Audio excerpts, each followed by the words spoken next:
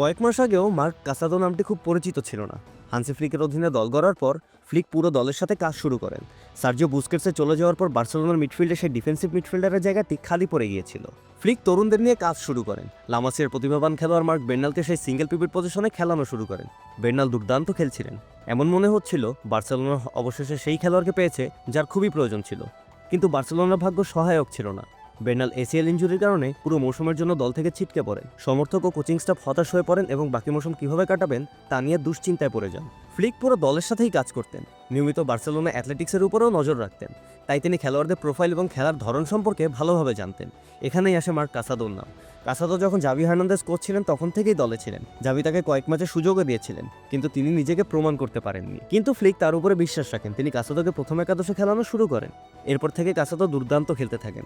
তিনি ডিফেন্সিভ কাজে দৃঢ় ছিলেন এবং বল পায়ে খুবই ভালো ছিলেন। তিনি অনেক গুরুত্বপূর্ণ পাস দিয়েছেন। বার্নাবিউতে এল ক্লাসিকোতে তিনি একটি দুর্দান্ত অ্যাসিস্টও করেছিলেন। এল ক্লাসিকোতে বার্সেলোনার প্রথম গোলটি সম্পূর্ণরূপে তারই কৃতিত্ব।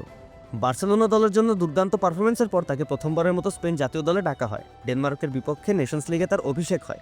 69 মিনিটে তাকে বদলি খেলোয়াড় হিসেবে নামানো হয়। সুইজারল্যান্ডের বিপক্ষে তিনি স্পেনের হয়ে প্রথমবারের মতো শুরু করেন। বিকল্প খেলোয়াড় হওয়া থেকে তিনি বার্সেলোনার গুরুত্বপূর্ণ খেলোয়াড় হয়ে উঠেছেন এবং জাতীয় দলে ডাক পেয়েছেন। এই তরুণের জন্য এটি একটি অসাধারণ যাত্রা। এটি তার কঠোর পরিশ্রম, অধ্যবসায় এবং অপরিসীম প্রতিভার ফল। তার উত্থানের সাথে স্পেনের মিডফিল্ড আমাদের কিছু মনে করিয়ে দেয়। জাভি, ইনিয়েস্তা এবং বুস্কেটসের সেই বিশেষ ত্রয়ী। ভবিষ্যতে আমরা আশা করতে পারি যে পেদ্রি, গাভি এবং কাসাদো স্পেনকে আবারও মহান করবে। তারা স্পেনের মহান মিডফিল্ড ত্রয়ীর উত্তরসূরি হতে পারবে। নাবিদ আবদুল্লাহ, খেলা ৭১।